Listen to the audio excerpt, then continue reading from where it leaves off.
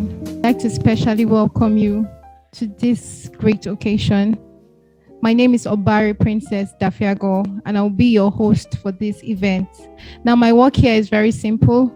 I'm going to be like a traffic warden, ushering the person that's supposed to come next. When the time is up, let them know the time is up, bring in the next person so that the occasion can go very seamlessly.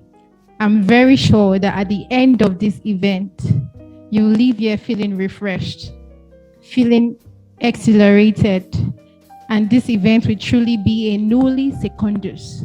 That means second to none in Latin. Once again, welcome. This is the annual general meeting and induction ceremony of the Association of City Managers in Nigeria. A very novel, esteemed, resilient, and sustainable association that's pushing for sustainable cities in Nigeria. Please give a round of applause for your esteemed selves. Welcome. Without further ado, we'll be going to the next item on the agenda, and that is the opening remarks by the President of the Association of City Managers in Nigeria, QS Aisha Jibril. She's unavoidably absent because of some little challenges, and she will be ably represented today by the indefatigable, determined, diligent, committed, resilient, well-disciplined treasurer, Mr. As the name is coming for you, you're supposed to be clapping right now. Mr. Moses, please put your hands together for him. Make the clap louder, make it louder. Welcome, sir. I welcome you all. This is welcome speech by our able president, QS Aisha Jibril, the president. I read.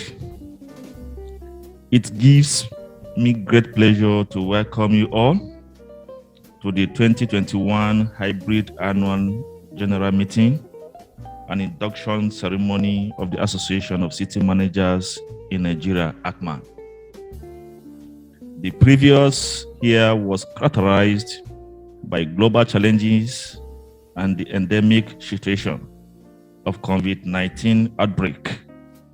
As a result, our last year's AGM was held virtually. This year was also filled with associated challenges of returning to pre-pandemic normal, including battling various variants of the COVID-19 recession, as well as inflation in Nigeria. Despite all these challenges, we are thriving as an association, and I'm grateful that we are here today. In this same year, ACMA engaged in several activities, including courtesy visits and preparation of urban development proposals, which we plan to act on in the next year. In the month of October, we actively engaged in the Urban October activities, which was developed by the United Nations to raise awareness, promote participation, generate knowledge, and engage the international community on promoting a better urban future. It started with World Habitat Day, themed Accelerating Urban Action for a Carbon-Free World, and ended with the World Cities Day, themed Adapting Cities for Climate Resilience. Our activities during the month included a city walk in Abuja, FCT, and Minna, Niger State. It also featured radio programs, public awareness campaigns, social media, sponsored acts, and a webinar, all aimed at promoting a better urban future. Let me take this opportunity to appreciate the esteemed members of this prestigious association and my indefatigable executive committee members for your continuous and active participation towards promoting the mission and objectives of this association. Our efforts are not in vain, as certainly we shall soon see the light at the end of the tunnel. And we shall have the equitable, livable, and sustainable cities we so desire in Nigeria in this lifetime. May I also heartily welcome the new members who would be inducted today. Your membership of this association will mark a new season of professional and impactful advancement for you. We started with very few members, and now see how far we have come. We have expanded to over 5 states, as we are still expanding at a very commendable rate. As you join us today, I crave your indulgence to be active members and to be intentionally work towards achieving the mission and objectives of the association as one. Thank you all for coming and wish you successful deliberations, even as I hereby officially declare the 2021 Hybrid Annual General Meeting of the Association of City Managers in Nigeria and Induction Ceremony open. Thank you.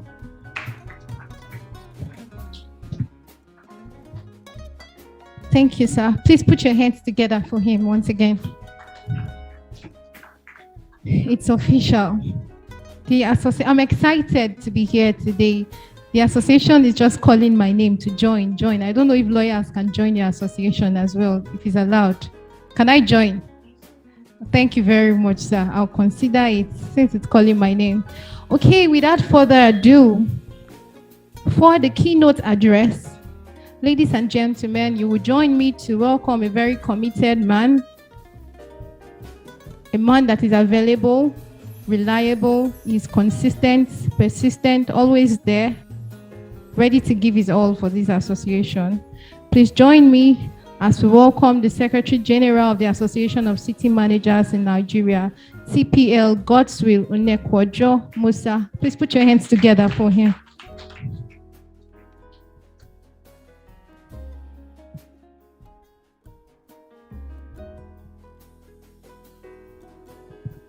Thank you very much.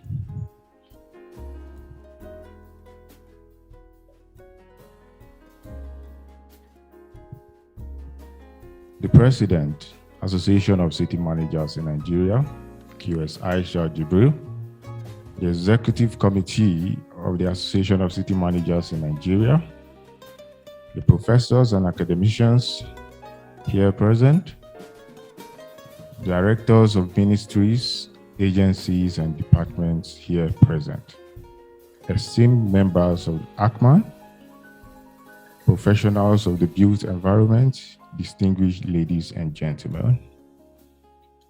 I consider it a great honor to deliver this keynote address on this auspicious occasion of the Hybrid Annual General Meeting of the Association of City Managers in Nigeria. And I must extend my gratitude to my president and members of the executive committee of this association for this wonderful opportunity. I must also thank everyone present here in person and online for making out time to attend this event. Indeed, your presence here is an indication of your unwavering commitment to the call for promoting equitable, livable, and sustainable cities in Nigeria, which is the mission of ACMAN. Incidentally, the theme of this year's event, Localizing Sustainability in Nigerian Cities, which will be thoroughly dealt with by the presenters in the course of this event, is in line with the United Nations Agenda for Sustainable Development and its Sustainable Development Goal 11, which is to make cities inclusive, safe, resilient, and sustainable. When we talk about sustainability as it relates to Nigeria cities, we are simply saying that benefits of urbanization should be harnessed. Urbanization in this balance is the increase in the percentage of population living in cities. Do not think urban sustainability is an opportunity, an open invitation to chaos, economic losses, insecurity, underdevelopment, and regression. Why do I say this?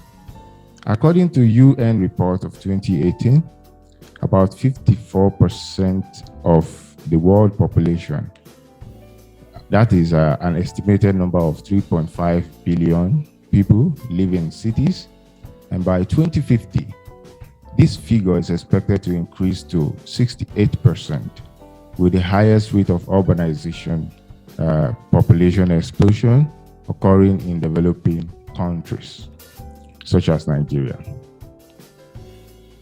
The challenging part is that the upsurge in urban population explosion rate often outweighs the government capacity to effectively manage it. Only recently, precisely last month, the Punch newspaper of 17th November 2021 reported the FCT minister saying, and I quote, "We cannot control Abuja's population explosion." If a city's population upsurge is not effectively managed, it is bound to struggle with environmental degradation, and ultimately, the earth becomes endangered.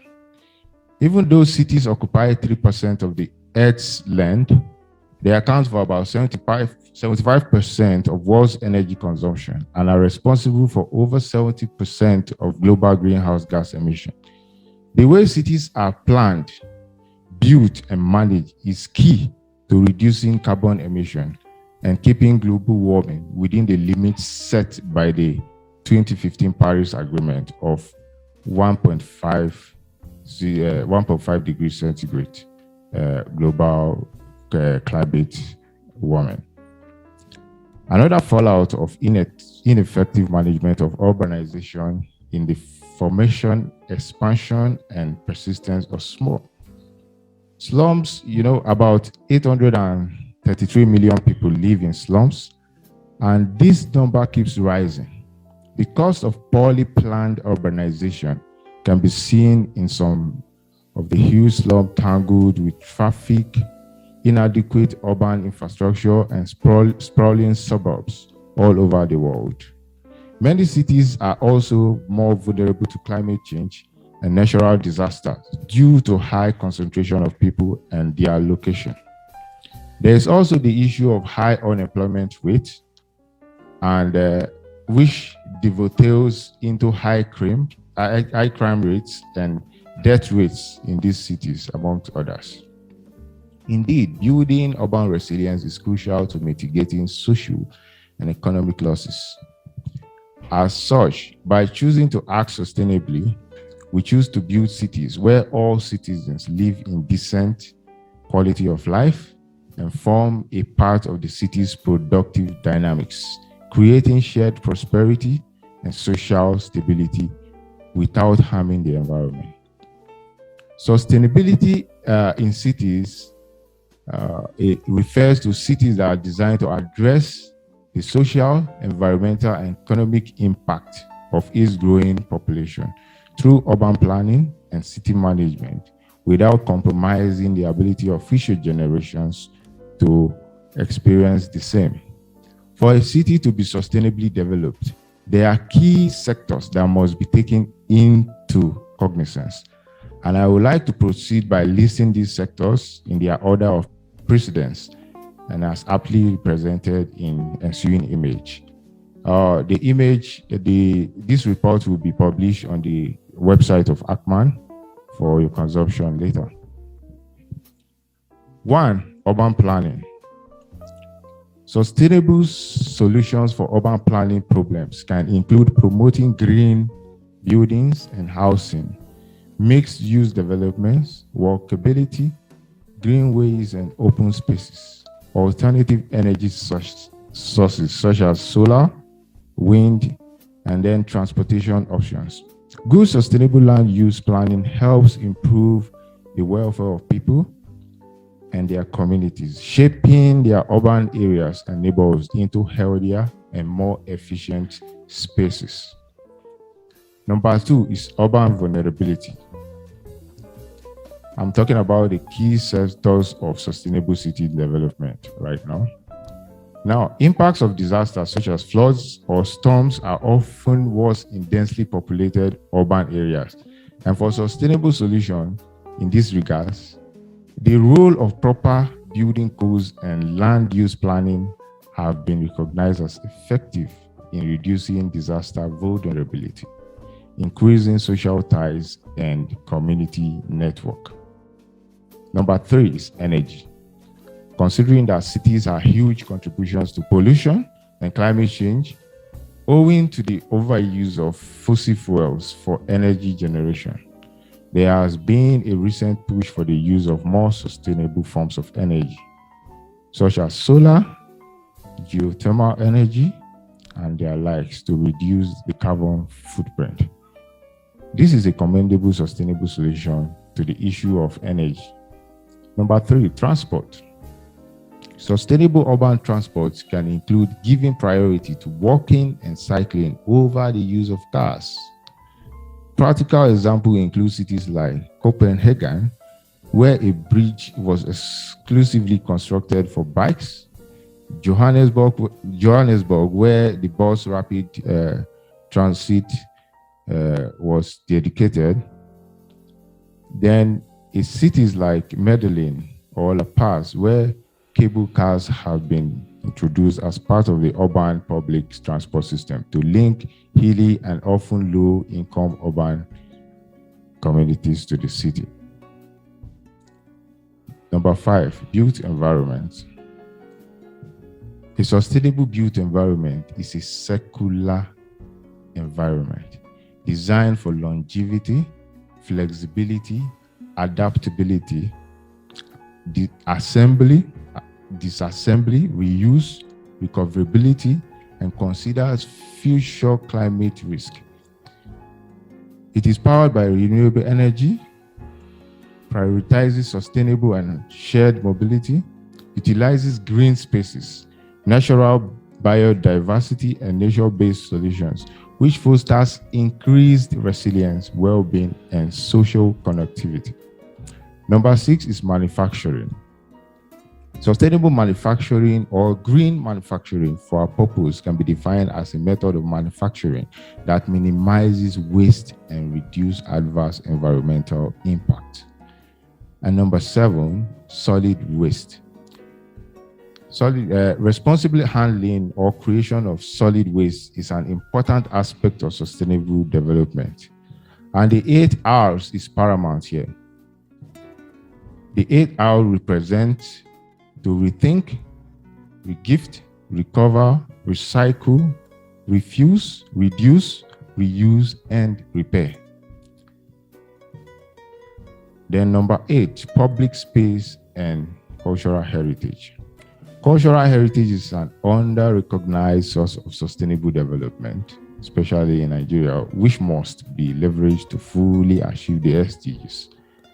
Heritage supports environmental quality, education, inclusive economic development, social cohesion, community well-being, and resilience. So far, some cities in the world have striven to attain sustainability, and I think it is appropriate to mention some of them here. Cities like Zurich in Switzerland, which is a city focused on efficient public transport system, education, waste reduction, and the use of renewable energy sources. Abu Dhabi in United Arab Emirates, a city reliant on solar energy and other renewable energy sources, and is designed to be a hub for clean tech companies. We also have Vancouver in Canada, which is on its way to becoming the greenest city in the world, prioritizing biking and has been redesigned to be more bike friendly. Finally, there is Singapore. In Singapore, also refers to as the garden city of the world and regarded as the greenest city in Asia. Singapore is working to green 80% of their buildings by 2030 and become one of the world's most eco-friendly cities in the future. No doubt, the feat for sustainability achieved in the mentioned cities make them desirable to live in. However, we cannot run away from our fatherland. It is imperative to point out that these achievements were not the product of merely wishful thoughts, but of thoughts that spurred men and women into action. People would like to call sustainability champions. In times like this, when our city in Nigeria seems to be lagging behind in sustainability, we must rise up to the occasion and begin to ask ourselves the following question. Is the environment safe for our children? Can you walk safely in your neighborhood, especially at night? Why are these roads constantly congested? Why is public transportation so inconvenient in Nigeria? What are your shared public spaces like? Remember that the better the conditions you create in your community, the greater the effect on the quality of life for you, your children, your family, and the larger society. In view of the foregoing, I urge you to make a decision today as a sustainability champion in Nigeria. Take active interest in governance and management of your city. Take notice of what works and what does not work in your community. Develop a vision for your buildings, your streets, neighborhoods, and the kind of city you believe you need. Act on your vision and advocate for your vision. I wish you fruitful deliberations, and once again, I say a warm welcome to you all, sustainability champions. Thank you very much.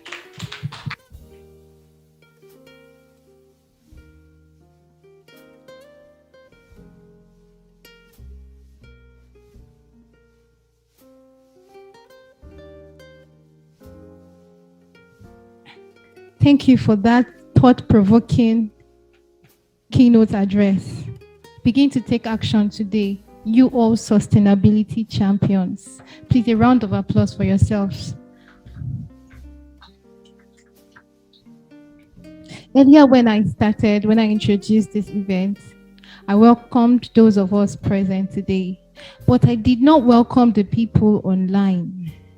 So I want to specially warmly welcome those joining us online today. This is a hybrid event, meaning it's both online and in person, and that can account for why the hall is not filled today, because there are people joining in online. So those online, welcome to this wonderful event once again. Now going forward, it is time for a presentation, and I would like to confirm that Savio Charles Chukwuzo is online right now. Is he online? Okay, he's supposed to be present here, but he's not here right now. So we will just go to the next presentation, pending when he comes. Can I get a confirmation that architect Rhoda Sado is online? Is she online right now?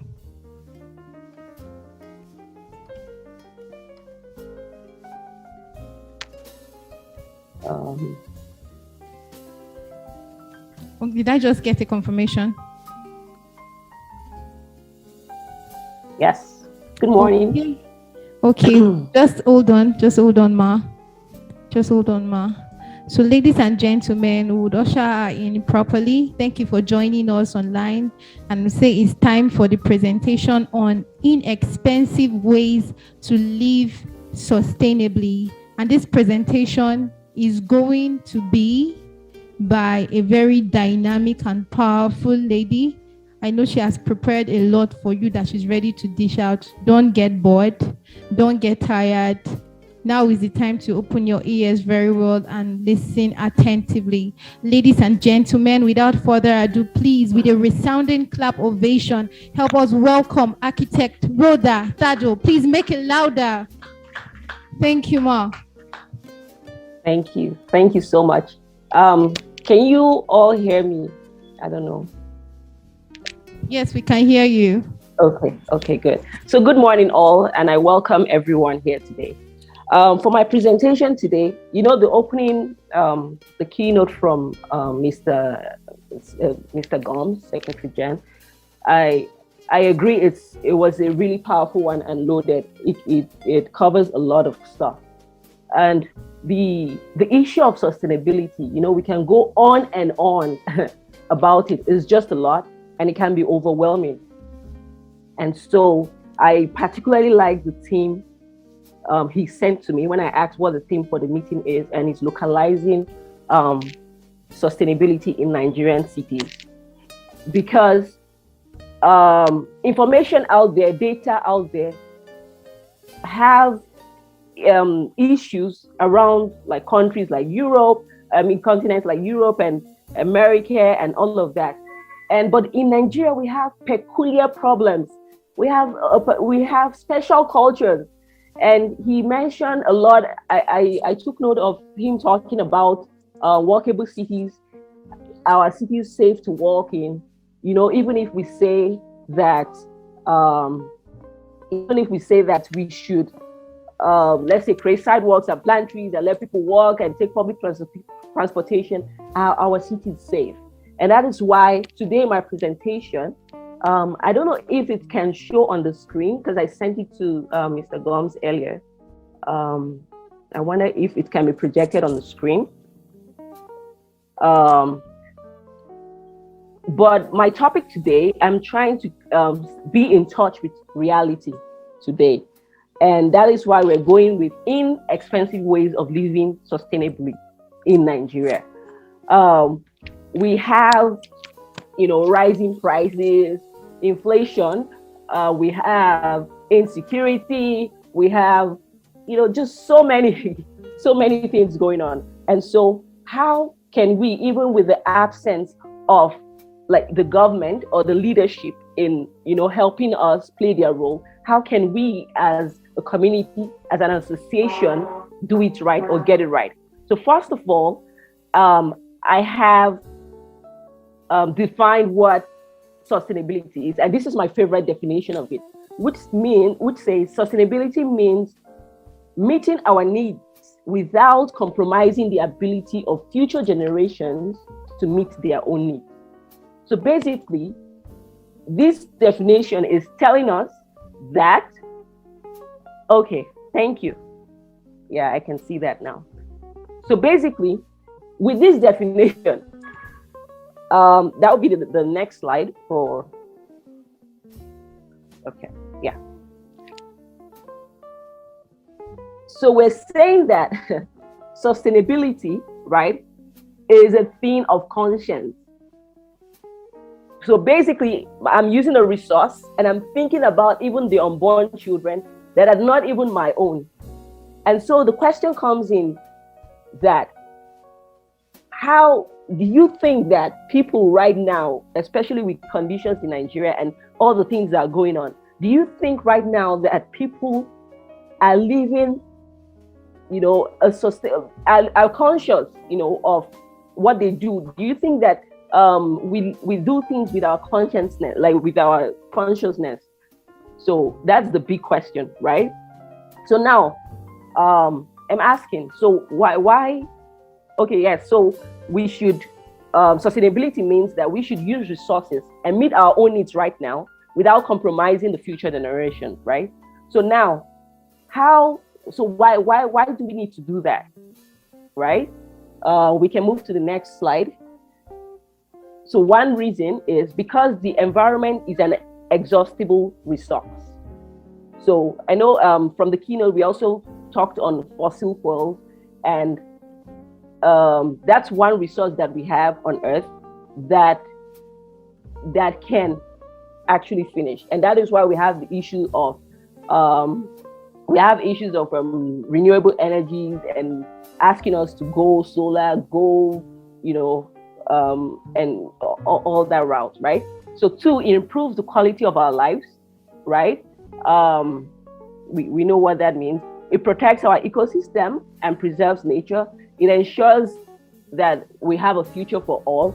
And then it has societal impact. So while this last one, societal impact, that's meaning that whatever we do, what steps we take, your immediate family, your immediate environment, as much as people may not be aware of it, but just by doing it, for example, things I do, unfortunately, my husband has to be drawn to my sustainable lifestyle, so that's what the impact would be.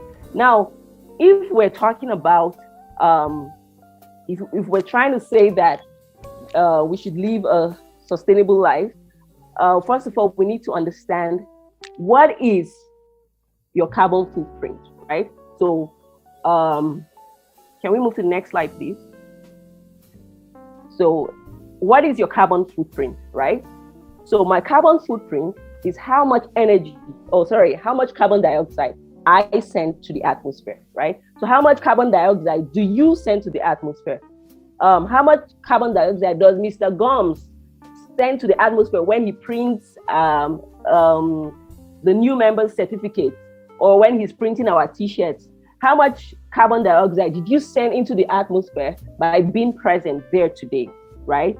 And this can be technical issues, right? And why I say that, so I believe that there are loopholes around data or research that comes out on sustainability, especially on Nigeria, because we do not focus on peculiar issues in our culture here, right? So, like when we're talking about carbon footprint, right, we would ask approximately how many miles do you travel by car or bus or train or plane? Now, those are figures that would be difficult for us to record. For example, like in the developed world countries, you can actually say they have cars that can actually tell you, oh, okay, I've traveled this or so miles, per hour, or I've traveled this or so miles for this month. Also, taking the bus or the train, you can know that by just checking your Metro card or the card that you use to board public transportation. So what I'm trying to say, right, is that when we're measuring carbon footprint, we have to understand our carbon footprint by our transportation mode, our energy usage at home, how much we spend, and the diet and the composition of our diet. Those are the information you find out there, right? So now, for example, in the diet composition, you'll be asked to, stop, reduce or totally stop eating meat and eat vegetables. And you know that you can hardly take meat out of a Nigerian man's plate, So, and I think that is why this is important to me, that we are focusing on localizing sustainability in Nigeria. And so, one of my slides, is that what it's on? It says sustainability setbacks. Nigerian sustainability setbacks.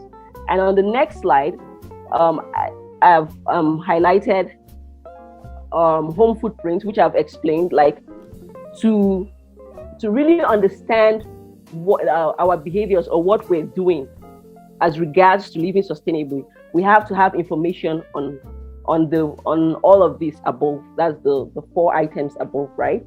Now, and out there also, the information would have on how to live sustainably, right? You see things like choose sustainable billing options, use sustainable products, make transportation adjustments, cut down on plastic, and recycle. Now, the first option, I'll just quickly go through it. Choose sustainable billing options. Like, for example, it means like if you have a bank account in the US, they send you your statement, your bank statement they send you your bank statement every month, right, to your address. Now, you can opt out on receiving your paper, what do you call it? Your paper bank statement, right? And say you want to get it on your phone or your email, right? So that is a way of living sustainably. Now, if I bring it down to the Nigerian system, maybe we don't really do that. We only go to the bank to take our bank statement when we need it. But what about things like when we apply for jobs? You know, up till this day, we still, no matter what, you still submit, you know, printed versions of your credentials. You know, when you do your projects in school, you submit so many copies that, you know, we don't know really what happens at the end of the day, you know, things like that. I'm just bringing to the Nigerian context. And the access to use sustainable products, which is, but it's really hard to tell from just looking at the labels on products, what is sustainable, you know, make transportation adjustments. I know everybody's, or most people's dreams are, I want to make some money, I'm going to buy cars, 1 or 2 or 3, one for my wife, one for myself.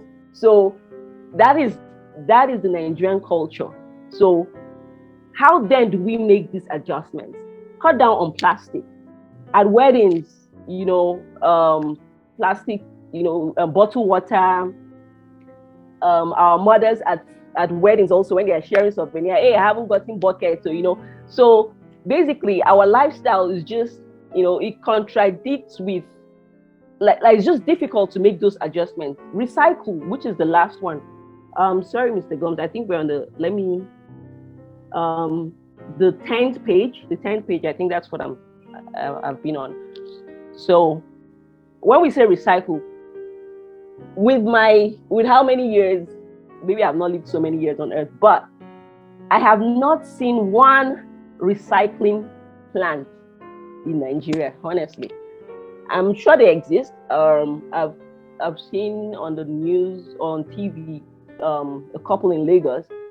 But all I'm just trying to say is that we are talking sustainability, but it's really hard to even find a place where you can tell people, okay, when you finish with your leather or your plastic bottle, take it to this place for recycling, you know. So so the next slide is actually, yes, what you find out there. Personal choices to reduce your contribution to climate change. Just, you know, upgrade your light bulbs, hang dry clothes, recycle, wash clothes in cold water.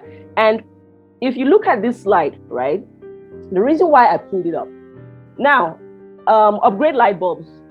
With current situations, right, I think everybody is beginning to come to that realization that we should go for we should change our light bulbs, right, from the ones we used to use before. And now, because of course electricity tariffs are going up, so that's fine. We hang dry clothes in Nigeria. Everybody washes and dries on the line, you know. We wash our clothes in cold water, so that's fine. But unfortunately, those things that we really do fall under the low and the moderate impact on climate change, right? And then when we go higher, it's talking about eating plant-based diets. We switch, we have to switch to electric cars, buy green energy. People are doing it, but it's mostly people that can afford it, because it is an expensive lifestyle, right? Live car free. I just mentioned how some of our dreams is to actually buy cars, you know, have fewer children. Of course, culturally, you cannot tell people how many kids they should have, you know. So, and so all of that noise is over. That brings me to what, you know, I have brought as a Nigerian solution, right? So it's in two parts. So that's the next slide, please. It's in two parts. So from my profession, I would say an inexpensive way of doing the right thing, of living sustainably, which would be of benefit to the environment and also to me, to my pocket as an individual, would be your building form and your building orientation.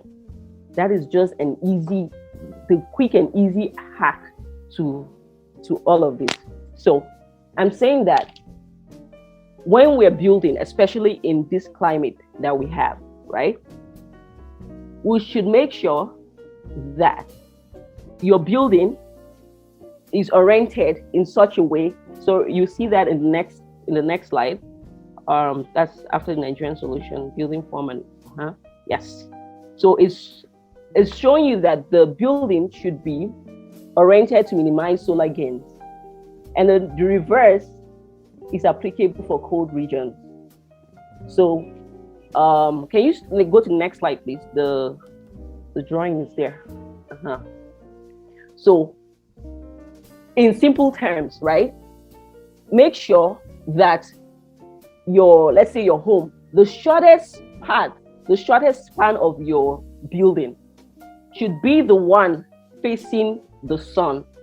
And the reason is this: that means that is a shorter part of your building is the one that actually absorbs heat, not the longest part, which is better for you in terms of retaining heat and keeping the heat in the buildings. Also, the building form. The building form determines the volume of space inside your building. So we're asking that you build your houses, your homes, your buildings are more compact. I know we have dreams of having mansions and elegant houses and all of that, but honestly, from experience, the more compact you build, the less energy you have to use in your house, the less energy you have to use to cool it or heat it up, and the more money you save yourself in the long run, right? So I think, okay, so can we move to the next slide, please? Yeah. Next. I think I mentioned the building form already. Yeah. Okay. Now, so this is a typical example of what I would say orientation.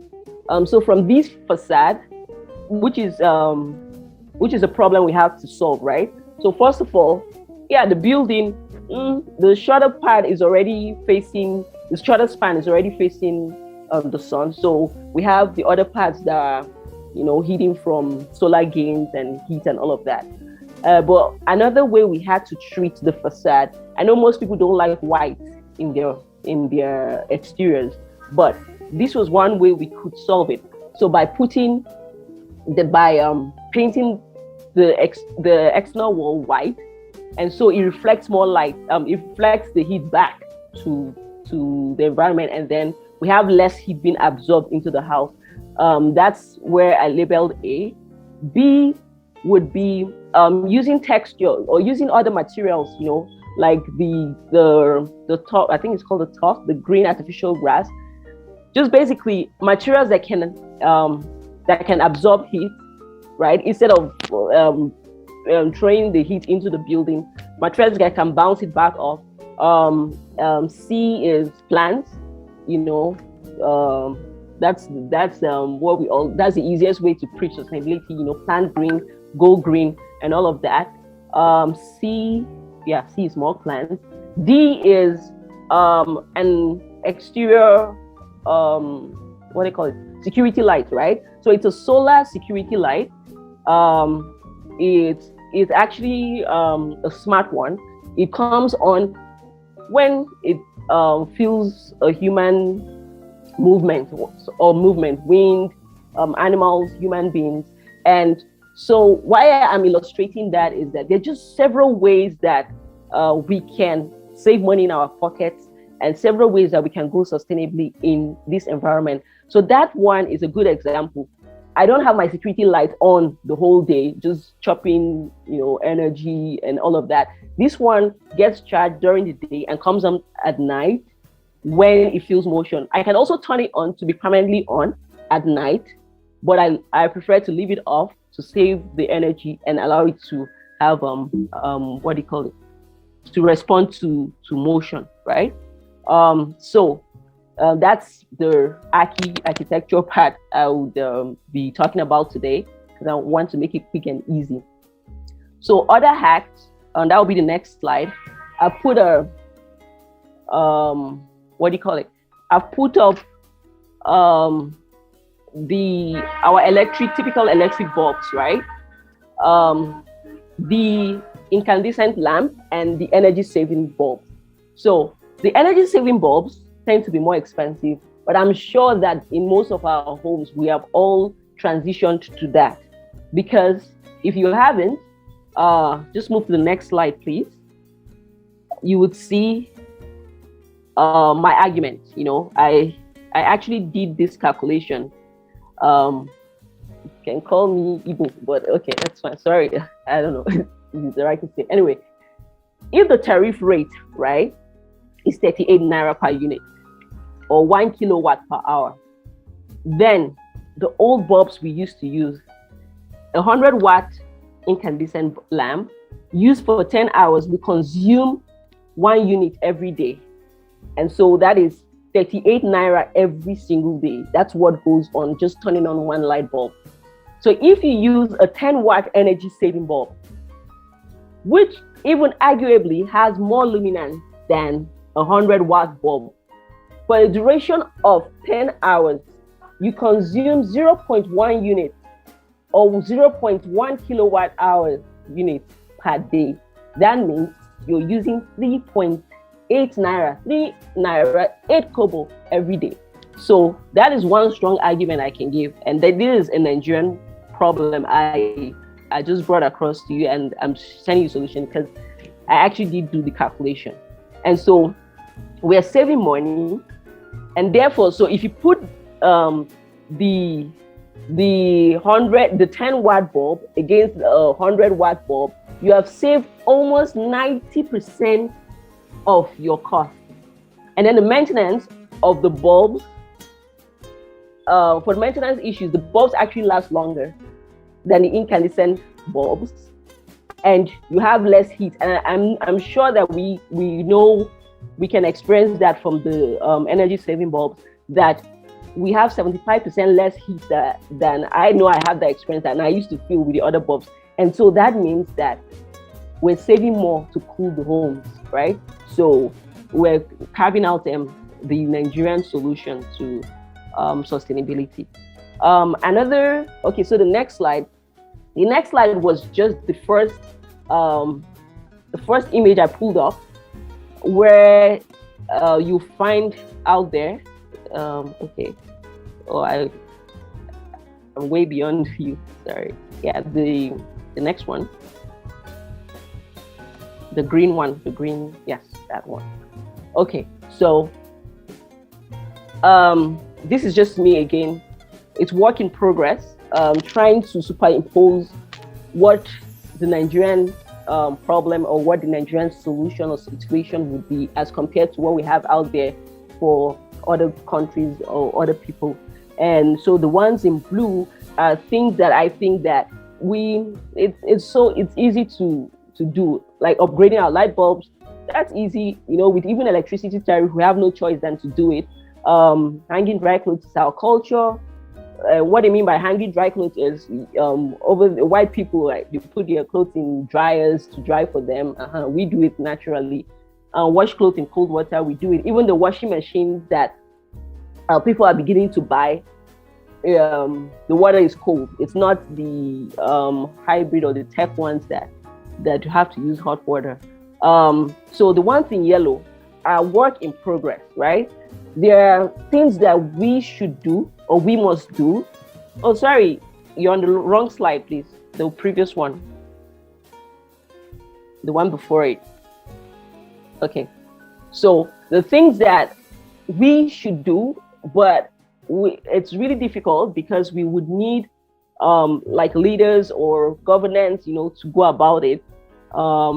Like buying green energy, We need the prices to be subsidized and, things like that. I'm not trying to put on more problems that we already have, but I'm just trying to bring out what really, really is the Nigerian problem for sustainability. So one slide that is actually missing here, which is of importance to me, is grey water collection, which is basically, I call it harvesting water, using, collecting rainwater, right? And using it, for example, in my house, we have a tank that is connected to a rooftop. No, sorry, it's on the ground. And then the roof has like a connection. So when it rains, it drains in the tank. And at the end of the day, we can use the water for the fish pond. We can use the water to wash clothes. We can use the water in the bathrooms, so, and I know that is already, growing up, that is what we used to do. Another thing I call harvesting water is less showers. Okay, you cannot advise people on how they should take their showers, right? But I have a personal experience. Before I got married, I used to use a bucket in a bathtub, right? So, and I remember in school back then, we used to say, okay, so why do architects actually, or people design their homes with bathtubs when at the end of the day, we end up using buckets to take our baths, right? So I would use buckets to bath, but my husband would prefer to use a shower. And so I started using a shower head. And then I realized one day that the time I spent not using the shower, but the shower is still pouring, the water I was able to collect in a bucket could bath my 2 kids. So that's one Nigerian problem. So that's one way of living sustainably, collecting water. So my next slide, which is, I think, supposed to be the last slide, yes, which is the last slide, is, other things that I brought to, I'm trying to use as a tool. So one is a whistle kettle, right? It's affordable luxury, and basically a whistle kettle tells you when the water is boiled, right?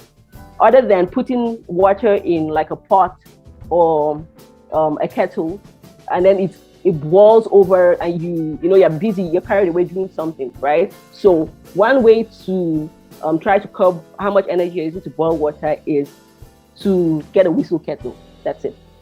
There's an iron next to it. The iron, right, which I learned also while being married to my husband. So when there's no light to iron, right, instead of going to turn on the gen, burning fuel, sending carbon to the atmosphere, we have what do you call it? Old irons that are cordless. We cut off the cord and then we put it on gas. Even though now we have to rethink it because gas is now really expensive. But I found it as a cheaper way, an easier way to do things, right? And then I put it on the gas stop, and eventually I can iron my clothes. Another way, and the third one is a water dispenser. So it's just my suggestion. When we have guests over, I see it as a way of curbing plastic, sachet water, pure water, leather all over the place. I get a dispenser and cups in the house, glass cups, and we use the water to serve the visitors, and the cups can be washed, right? I've seen in developed countries where even politicians have meetings and they go into their breakout sessions and their breakout rooms, and you don't see plastic bottled water. You see them taking tea from a paper cup. I understand that bottled water can be a statement of class in Nigeria, but I'm just saying that these are inexpensive ways of going green, right? So the iron is still the same as the iron. Yes, would argue that it's carbon. That's the fifth image, but it's already charcoal that is already burnt out. So that's still sustainable. The next one is bags. Reusing shopping bags. I have that in my store. rather than taking out plastic bags all the time, I reuse a bag. I go to the market. I know it's stressful, but those are the sacrifices that we have to make. The next one is going green, of course. Plant flowers, plant grass, plant shrubs and trees. And then the next one is recycle and all of that. So I'll be concluding, right? And honestly, there's a lot of work to be done as regards to sustainability. And it's really overwhelming and it's really difficult to do it, especially when there are pushbacks. Like if we ask people to walk on the sidewalk, take walks, how do you know you'll be safe, right? How do you tell them that they need to walk, right? Because of the situation of the country, right? You tell people to recycle, and there are no recycle plants around to even do that. But regardless, the work must continue because we need to live sustainably. We need to save resources for the future generation, and we need to curb climate change, right? So regardless, we have to have the desire, we have to have the skills, and we have to have the conscience. And so we should not get tired. We should, up to do the right thing and continue even as an association. And I'm really, really happy to be part of this association to contribute and make a change. So basically, let's be encouraged and people that are in the academia or research positions, we should start looking for ways that we can superimpose our own culture into the solutions for climate change or sustainability out there. Because if we lift those things, it's really hard to convince a Nigerian to do those things. So we should start to study our culture and have more data on how our own lifestyle or how the Nigerian situation can impact the environment. So that would be all. Thank you. Thank you all. Please give her a round of applause.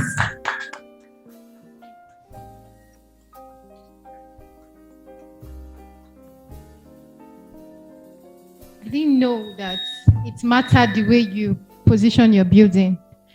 Like, I had no idea that it has anything to do with making the environment safe and sustainable, the way you decide to position your building to the sun. That is new. That's something I just learned now. Thank you very much, Architect Rhoda, for that very wonderful presentation.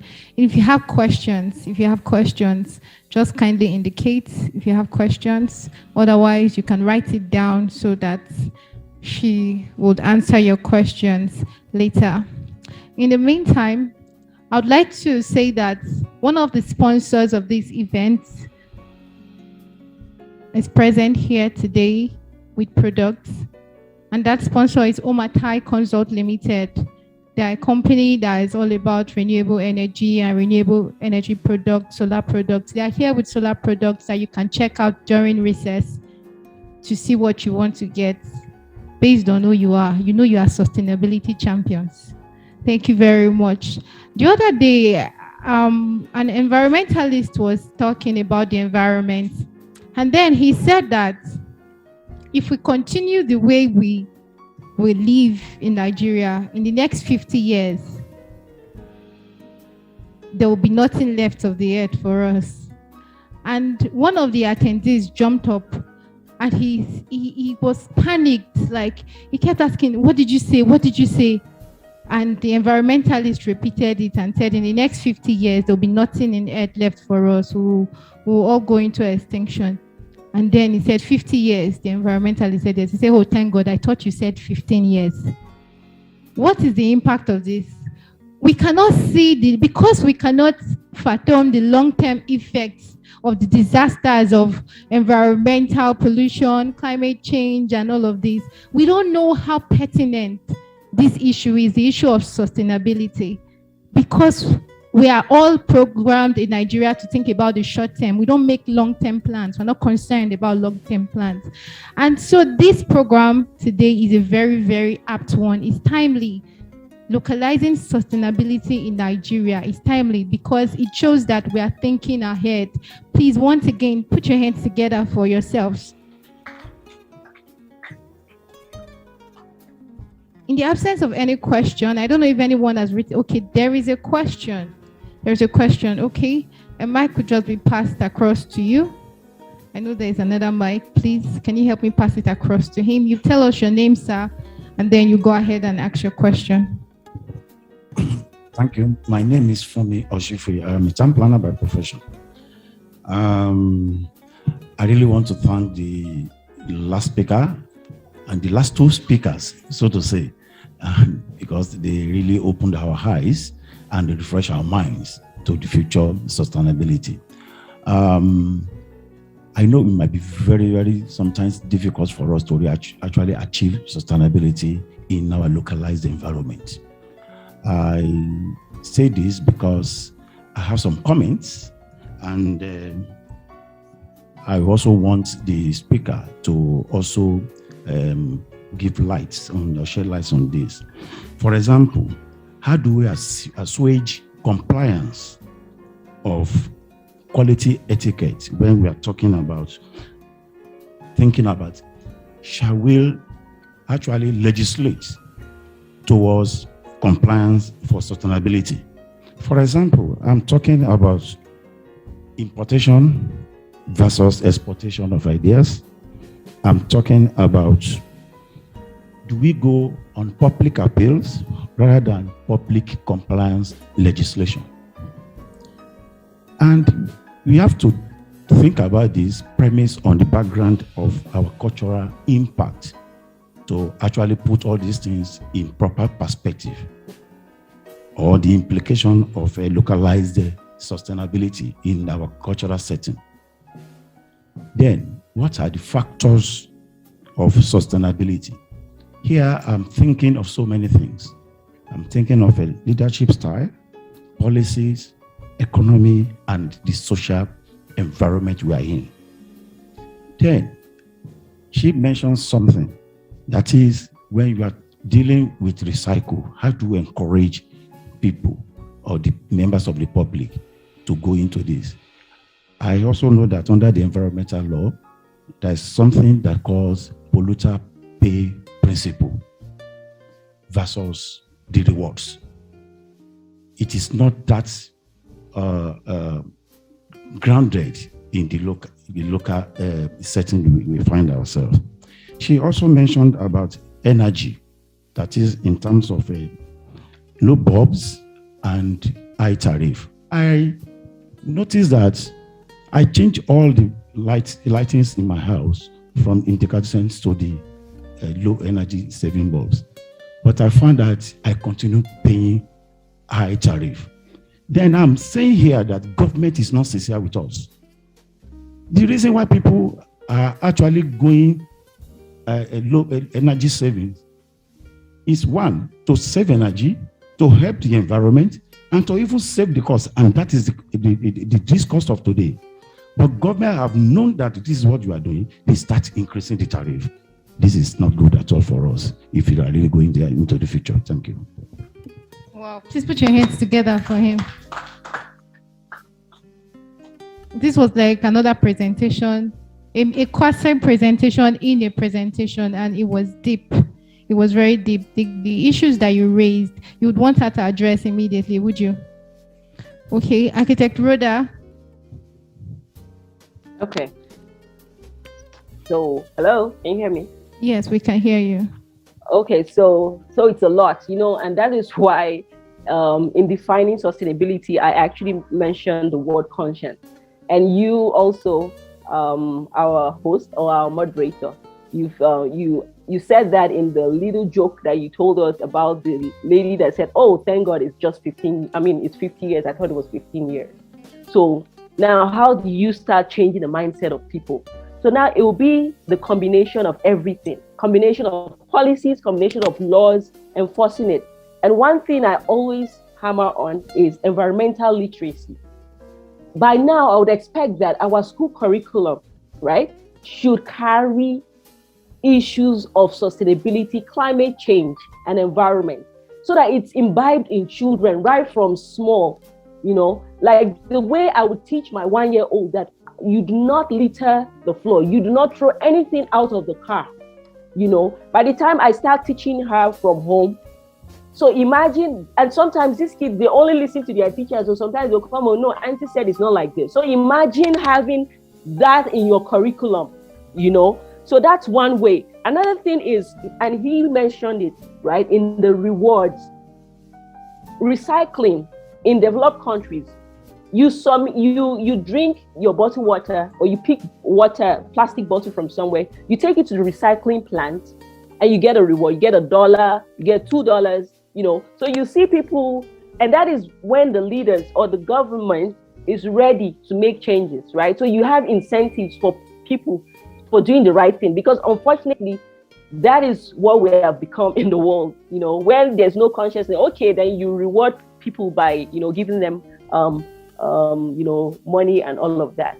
And the issue of the electricity tariff. So there are two factors I see here. I see myself turning on the light, because it's energy saving. I see myself turning on the light for a longer period of time because, I've already changed my whole bulbs to energy saving. So my money is saved. No. So that's one factor.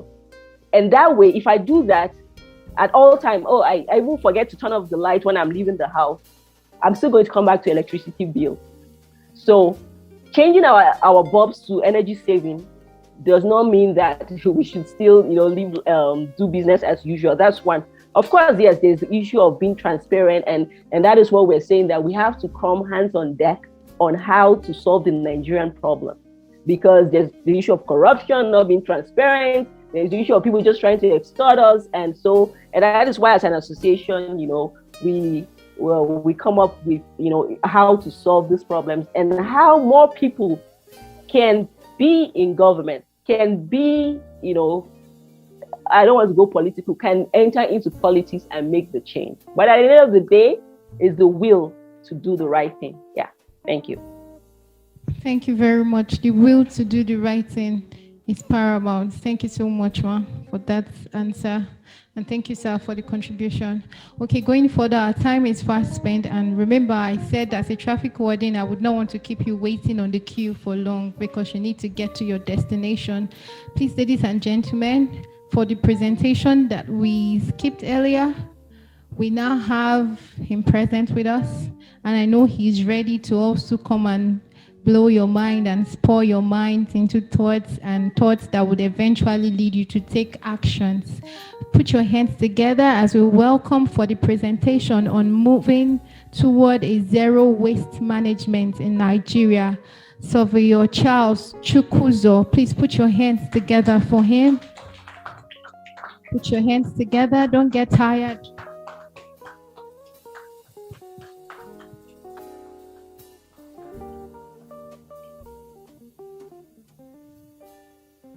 Good morning, ladies and gentlemen. Yeah, sorry first. Let me apologize for coming late. It was not my making. And this is what we preach in sustainability. We need to be early. Sorry. I'll apologize seriously on that. This morning, we'll be looking at moving towards a zero waste management. And where's the slides?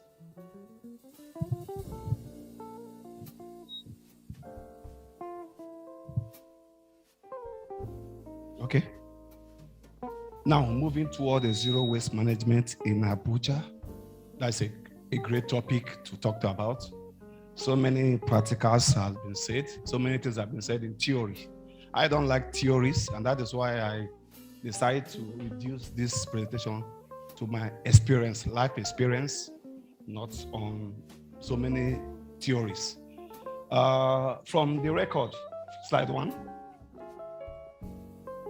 What we'll be talking about this morning: the problem, justification, concept, solid waste, spatial data collection, awareness, training, sensitization. So many of them. The next slide. Now the problem. The world, when you look at this data, you will see the world is reaching 8 billion by 2024. That's the projection. We have energy crisis, environmental crisis, So many crises about waste management coming into the world. But the question is, we need to solve some of those problems. We need to talk less and do more.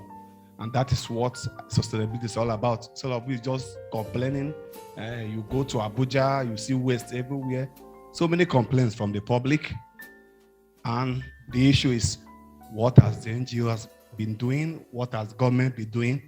Have them be able to combat some of these issues on ground? Now, the real question is, government say there's no money and that we need to find a way out of getting this money. But the question I keep asking is, if there's no money, does it mean there's no ideas? So many ideas are on ground. Next slide. Now, this is the component of sustainability. Thank God the artists have said so many things we want to say on sustainability.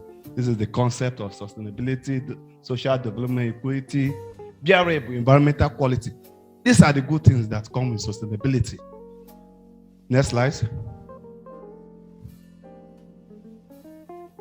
Now the justification. Now looking at this data, we found out that from the world has a specific data, and that is my problem with Nigeria. About to average, and that is the problem with Abuja, for example. Even Nigeria, we don't have accurate data in doing our works. The world data is correct. They will say, this is the total amount. This is the estimation of what will happen in waste management in 10 years, in 2050. These are the thoughts we have been said. These things have been said. And when you get to Nigeria, you will say about Abuja, you will get to about Kuje, Gwagwalada, Kwali, all the area councils. If you go to HOD environment to ask of so many things, they will tell you about. I've gone to so many of the area councils to get inquiries. I will go to the HOD environment and say, please, I want to know the number of waste generated by Kwali area council. There will not be an accurate answer. The man will just sit down and say, go and ask STD, Satellite and Development Department. If you go to Satellite and Development, you will say, go to AEPB. These are the questions we have been thrown about, all because there's no accurate data. So many times, if you go outside this country and maybe you want to do research, you will find out there's no data. No data to work with, stories upon stories. And that is what brings us to this. According to AEPB, they generate several hundred tons annually, 0.7 kg tons. These are research works. But AEPB cannot prove any of this work. Now, according to the Minister of FCT, she said that in one of our programs last 2 months, she said that Abuja spent 8 billion naira in waste management. 6 billion to AEPB, who are in charge of the federal capital city, then 2 billion to the area councils. Because STDD are in charge of the area council, AEPB are in charge of the federal capital city. So this is what it said. But for my own research, I found that 54% of solid waste collected are plastic. These are my own research, which can be proven. Now, what it means is that so many problems, but our solution will be all going close to a zero waste management. So let's get the concept. Next slide. To design a linear, what we do in Abuja, for example, we are working on a linear scale, linear circular economy. What I mean is that from the household, the waste have been collected from the household. You take this waste, the waste collector, PSP, come and pick the waste from you. And from there, they take it straight to the dump site. So that means it ends at the dump site. But in a circular economy, the things circulate. All those waste that's going to the dump site still come back to us. Now, how do they come back to us? So many ways. They come back to us through recycling, through reuse, through biogas. So many of them. This is how they come back to us. So what it means is that, according to my concept, I don't think that no waste is a waste. All waste will be resource. That means any waste we generate, somebody should be in need of it somewhere. Every single waste we generate today, somebody needs this waste somewhere. If I don't need it, you need it. And that is why you see, even all the things in this venue, somebody needs it somewhere after it gets spoiled from you. So that means if it's useless to you, it's valuable to somebody else. That is the main concept of it. Then that means it provides business opportunity because somebody needs it somewhere. Somebody needs to sell it to somebody. That brings about the business opportunity. Then the product from Nigeria. There's a law that every single thing you produce, you can take it back to the producer to collect and give you some part of your money. But that law is not followed. The law is there in Nigerian law, but these laws are not followed. And that is why you see so many things happen. And that is why these are stories, but implementation is a big problem. And we also see, so to eliminate that, that's why I say that to do this, we rather focus our attention on what is doable. From there, we get to the point. I'm not a fan of trying to satisfy the whole Abuja. I told the APB, we can start from somewhere. Instead of you trying to do everything, you can start from Gariki, for example, area 1. You can start getting your data from that. So your experience from that will take you to the next area 2. If area 1 is solved, you go to area 2, area 3, area 10. By the time you do this, you will find out that we'll get to a zero waste management. But the problem we're having now, 8 billion is being spent on just, from my research, it's just waste collection. Waste collection. Because the PSP, they will just come at the right time, pick the waste from you. You don't even care where they take this waste to. That is the important thing. Where is this waste going to? They all go back to the dump site. Then the area councils, they have on map, they have dump sites. But what they do is that when you are not building your houses, if your land is free, they will just go and dump it in. They will just go and dump it in your land. When you come to develop, they look for any other undeveloped land, and they take these things. So these things keep occurring. You remove waste from here and go and dump it somewhere. So we are not solving anything because you cannot remove waste. These wastes are supposed to be a resource, but these wastes are taken from somewhere and they are being dumped somewhere. Next slide. Now this is the cloud service. This is how waste management is supposed to be in Abuja. The waste owner, the truck owner, the bins, the citizen, they are supposed to be happy because they are covered with umbrella. You're supposed to have a road police. The road police are supposed to be, when you go to APB, they're supposed to be those that wear white, the sanitators. But I don't remember last when I see anybody coming to harass and go to Wuse Market close to us here. It's an eyesore. The waste will get filled up and will pour on the ground. I've gone to market, you go to marketplaces, you will see people sitting down. A woman will be selling rice and be selling tomato close to a waste dump. And she doesn't feel anything about it. Somebody is not telling her, madam, this thing you are, nobody is saying anything. All they do is that they go around, collect revenues, and they are satisfied with it. And they go about their normal business. And this is what we have found ourselves into. So that is why we are looking at it and said, if the government won't do it, we, the private sectors, we can also do it. Now, some of us have said, the government need to give you backing. My experience I've seen, if you have a backing from an investor from overseas, government will give you backing. I've gone to APB to ask for so many funds or so many things.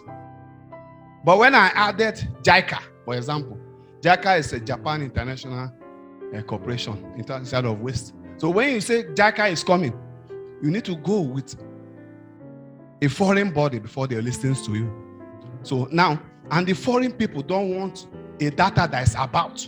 They need an accurate data for them to operate. So many of them need data. You cannot just say you are coming to do something. They will ask you, do you have the available data? When your answer is no, they will leave you behind. They want data. Next slide. No. So solid waste segregation. Now, this is the way to go. Now, this is solid waste segregation, grouping of different categories of waste, from recyclable waste to biodegradable waste to hazardous waste. These are the ways to go. Now, each of this bin has different thing that goes to it. All the plastic can, they go to this. Then the biodegradable waste, which is the next one. All the food waste goes to this. Then the third one is hazardous waste. Now, for Nigerian market. Now, the issue is that when I started this project, for example, I did 3 bin. Nobody's interested. And that's the problem. After doing 3 bin, nobody looked to be interested. So what I did was, I found out that the 3 bins, 8 people will not be interested. 54% of waste collected are recyclable waste. That is why I took the recyclable waste as a first project. So you will see that what it means is that now all my energy was drawn to recyclable waste. And that is why some of our colleagues came for a project and they came to a company called Chajadati. Chajadati is a high-profile company that collects recyclable waste. So what it means is that, and you will see all NGOs going towards that direction. So because you have more waste, that's 54% in Abuja. So there is a market for recyclable waste. Next slide.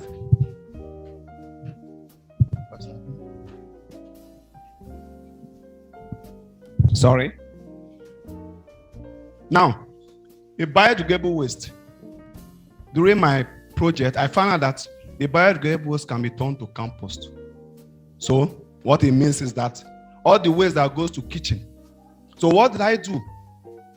I went to 20 secondary schools in Abuja and they key into it. So what it means is that we now start collecting that waste. Now, recyclable waste go to Chajadati, which I'm a consultant to. Now, the biodegradable waste. Now, I asked myself, what are the 2 other wastes? What happened to them? I go to the schools and they got interest in it. So what it means is that there is somebody answering to your cry. And that is the problem. There's no way everybody will want to key into this. But by the time we get to the secondary school, education board, the government start getting involved. So the government can get involved. You need to start from somewhere for the government to get involved. Now, these are the data available. Can you please zoom out? Now, this is a data for the waste management activities in Abuja. This is the data I did for waste management activity in Abuja. I went to the whole FCT. Each waste management activities happening, this data was done last year. So I'm still trying to do a renew one.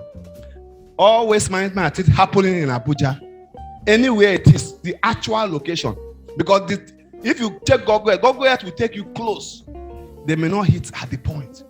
But these are the actual spots, the locations of all where these activities are being held. Now, the next one is with the buffering of those areas. Now, Gosa dump site, you'll be shocked that Gosa dump site is close to a river. Now, the law of dump site, that a dump site is not supposed to be located in close to a river. But Gosa dump site is close to it, all because there's no data given to them. So with this, then we'll have all the area council dump sites. All the area council dump sites are also here. So what it means is that the dump sites are available. You now know the locations of all the dump sites. This information we are getting. And the funny thing is that APB and STDD have this information in their fingertips. But nobody have it online. So what I did was that I took all the information from them and I went around most of this location because of my closeness to the Waste Management Society of Nigeria. All the where you want, where there's dump site, where there's a recyclable company, reuse company, all of them are on this map. These are what we want. Informations that will lead us to zero waste. Next.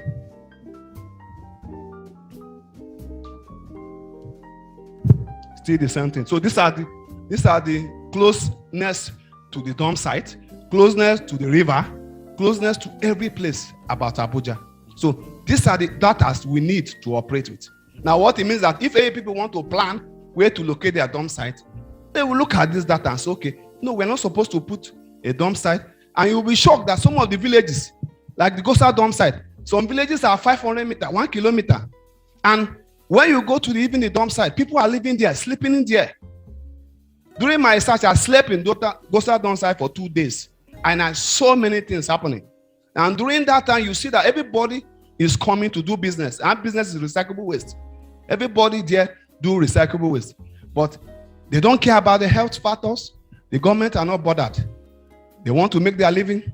So this is what we are finding ourselves. So, but the main thing is that the data show the locations so that the government will see and investors will be able to key into it to see how to invest their money. Next slide. Next slide. Spatial data collection. Now, what I did, I told you I do 3 bin, and I found out that for you to do this, people should be, the driver should be able to locate where the bins are located. And that is why during my research, I came up with this one first. This one is a smart bin app for measurement of waste, inbuilt solar power, GIS location of waste, then 4G global network. The first one I did, you can use it only with Android phone. I started with Android phone. But I got a problem somewhere. The problem is that this software can only be used on a new waste bin. On a new waste bin. So it's a problem. Now, for example, what it means is that everybody that have old waste bin, you cannot use the software. And I see that like a challenge because most people are not interested because of that. So went back again and did another research. And that research brought us to the second one you are seeing. It's a soft module that can perform any task in waste management. Any task. So all you need to know is that just know the problem of the task. The tasks are many. The tasks like location of waste bin, when the waste bin gets filled up.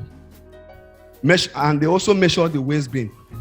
Now, secondly, on the cars, the PSP trucks, you can install it, just a click. Look at it, are small. You can just click it on the waste bin under the driver's seat or somewhere else where the driver may not see it.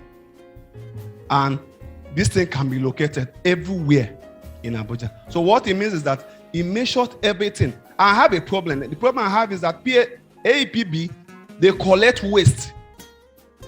If we have 20 houses here, they collect flat rates, and which is wrong. I say that the best thing to do is that everybody should pay according to the waste bin he called. If I have 500 kg, for example, I should not pay the same amount with somebody that have 1 kg. But that is what we see. You see somebody, people will just be piling up waste. Somebody will have a little waste and you pay flat rate. And because of this, the public are not keen into this. So they have to use police and arrest them and do so many things. You can call them one-on-one and say, these are the problem. These are the things. How much can you pay? What can we do about it? So there is nobody is saying anything about this. And that's why you see most times you do things and they're not interested in it because it will solve so many problems. But that does not make me, I'm not weak about that. What I did was that I did this. I did the first one. And most of the agencies that are interested says that it will be bogus. That gave me an idea to do the second one. So the second one is an inbuilt. It can be used. And we are doing test running of the second one. By the time we finish, we'll put it into Limelight. So, but for now, what it means is that these are the things we need to solve. If government don't do it, you can do it and try to put the government in the line. Next. Now, these are what the data does. It tells you everything about the bin. What it does is that everything about the location of the bin, everything about the owner, the location. Like this one now, you see, this one is inside the town. This is in Buhari Council. We have so many of them in Gwagwalada. I did so many of them so that if someone is in Gwagwalada, you have the data of him inbuilt inside the software. So it's easier to know. And we use pay stack for payment of bills. So you see that you online, there's an app on it. It has its own app. You can just do online. You just click and all the information you need will be downloaded to you. All you need to do is just to subscribe to it and you will be into the line. But the most important is that these are what solves problem. I'm not a fan of complaining. The APB don't do this, AP don't do that. If they don't do that from listen, you can go to estate. What I did was to go to estate. Estate will listen to you. APB will not force an estate to do so. Estate listening to me, and that's why you see we are doing this. So you need to find a way out. If government are not ready to come in, you need to think about things outside the box to do it. Next slide, sir. Nice. Now, awareness and training. I heard that saying, awareness and training. We did so many awareness, so many of them here. We have a radio program we air every second and fourth. Listen every month. I produce that radio program in ASO Radio every second Saturday and fourth Saturday from 12:30 p.m. to 1 a.m. where we tell the public so many things we do in waste management. So you see that from when we started this program, there was lots of interest. But because of the way we key in so many topics that are beneficial to the public, they all start getting interested. We did a radio program, the NYC. This is Recyclable Hub. This is waste that is collected. These are people we train. We train even the Babambolas. We train them in so many things. And we have said a lot. I say something that all Babambola we are trying to get into that. So that when you are in Gwagwalada, any Babambola should wear red in Gwagwalada. All Babambola in Gwagwalada should wear red. All in Buhari should wear a particular color. So that whenever you see any Babambola with red in Buhari, you will know that it's illegal. These are the laws we are trying to do with them because I've been training them, and so many of them will train them in health issue. We give them an Anglo. But I found that after it, some of them told me they are not used to it. But we start putting a law. It's okay. If you use this for 1 month or 2 months, we'll give you something. We'll start bringing them in, and they start getting interest in it. So we are trying to do that. So what it means is that if you keep to your word, the public will listen. We have done so many sensitization. We have done with so many community.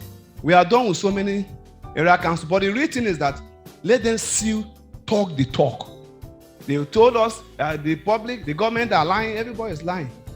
But we ask them, but we are not lying. So since we are not lying, we do the same to you.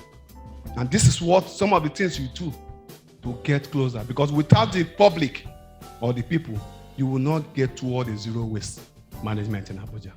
Next slide. Now, so these are the outcome from our awareness. Public are getting informed with sort. What I mean by sort is that the 3 waste bin segregation can be done in your house, from your house. In some home in Kuje, what I did was to establish a compost pit for them, so that then we have a hub by Chajadat in Kuje. Almost the whole place. We have 20 now in Abuja. We started with 2, but now we have like 20. All because the public are getting used to it. So what I did that in each home, like in Kuje, for example, I started with Kuje now. Most of the houses, I will check to see whether you have enough compost biodegradable waste. I will help you establish a compost pit in your house. When I do that, I will say, okay, let's do a test run. You give me maybe 500 square meter farm. We'll use the normal fertilizer you see along the street, the one they buy in the market. I've done that like 3 or 4 people. But all of them are keen to it. People want to see this practically. They don't want stories. So some of them are leaving the fertilizers now because it's harmful, but this one is biodegradable. These are the materials you produce. You don't buy them. Pineapple, all of them. Pineapple, the leaves, so many of them. These are the things you produce in your house. You don't buy them. So in the other ones you buy, but this you don't buy. Then the other bin, which is the live bin, NOBSDA are doing biogas now. Some of us are now aware. NABDA, they are doing biogas now. According to your sizes, We have household loan, so many of them. These things are got from the West. But we have issue with NAFDAC because we are still waiting for government to approve. They are ready, but we pray that the government get approved. We get approval from the government in time. Next. But these are the things you gain.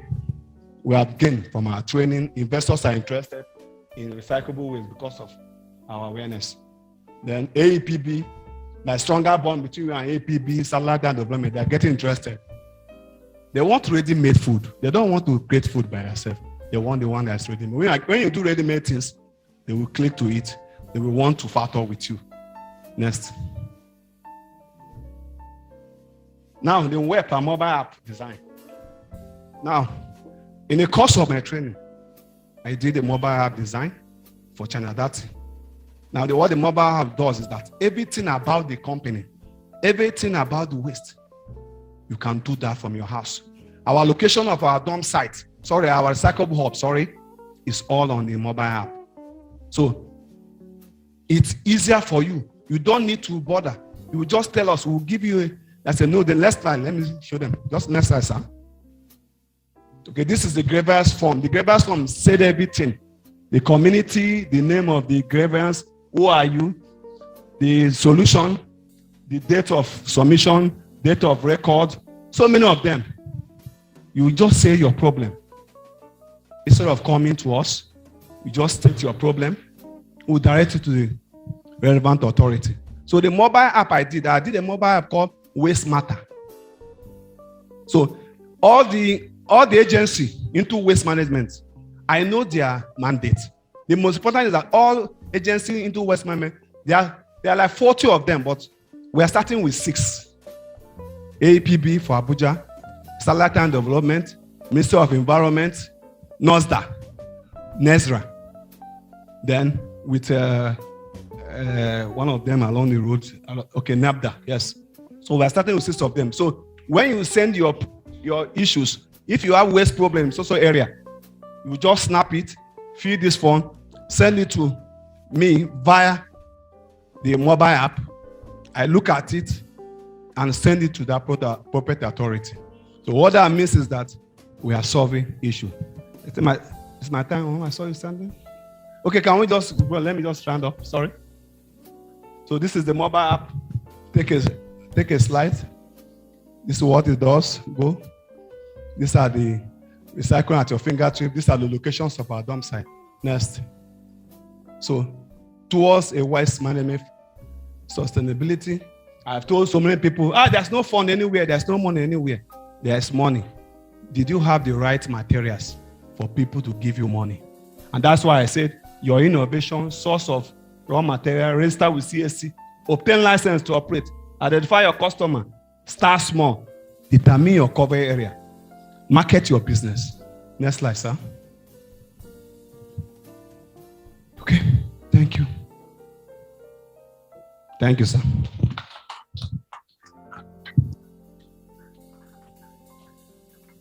So insightful. That was a very insightful presentation. Please, one more time, a round of applause for him.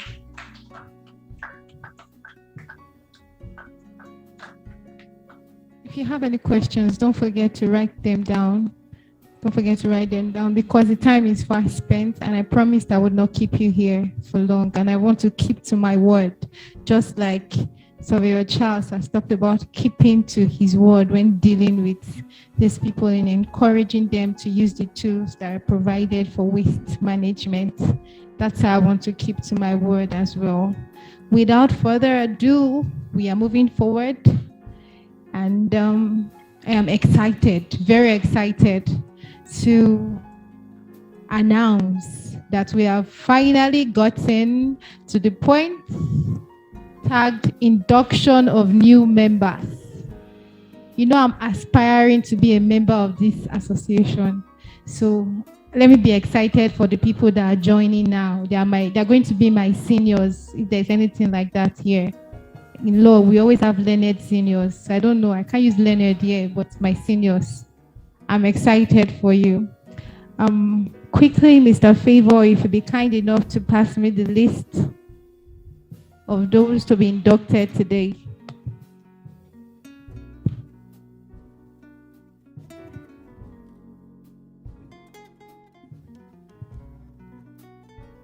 Thank you. Okay, so in the absence of the president, can I please call up here on stage the Secretary General, TPL Godswill Unekwajo Musa, for the presentation of the certificates. Please put your hands together for him.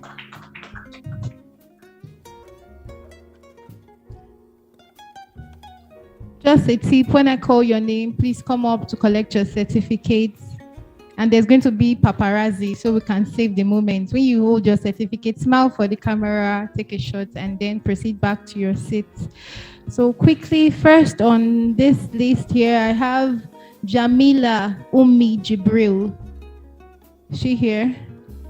Okay, next I have Aisha Farida Aminu. Please put your hands together for her as she comes forward.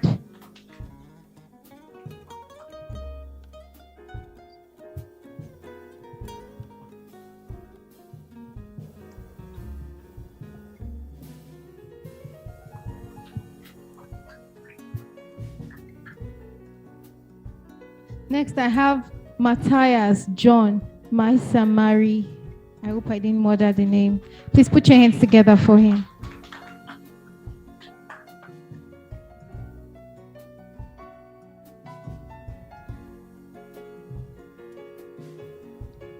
Next on the list is Olufumilayo Adeshanya Osifuyo. Please put your hands together for him.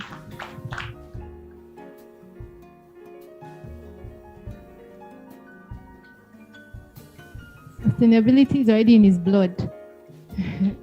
Okay, and finally we have Matthew Ame Adoja. Please put your hands together for him. Looking like the president.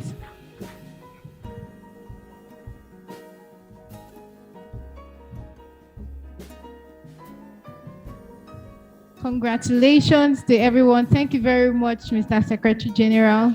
Congratulations to the new inductees. And like the president said, this would mark a new era of professional advancement for you as you continue to champion the cause of sustainability in Nigeria. One more time, a round of applause as we get seated and ready for the refreshment. Now, while you take your refreshment, you can go around to say a little hello. It's going to be like a recess/refreshment. I'm famished already. Thank you.